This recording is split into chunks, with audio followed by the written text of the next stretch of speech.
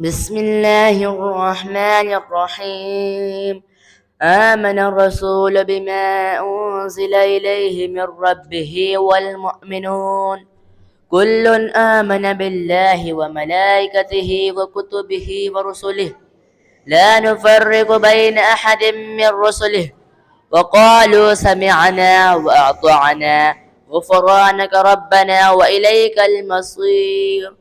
لا يكلف الله نفسا إلا وسعها لها ما كسبت وعليها ما اكتسبت ربنا لا تؤاخذنا إن نسينا أو أخطأنا ربنا ولا تحمل علينا إصرا كما حملته على الذين من قبلنا ربنا لا تحملنا ما لا طاقة لنا به واعف عنا واغفر لنا وارحمنا أنت مولانا فانصرنا على القوم الكافرين.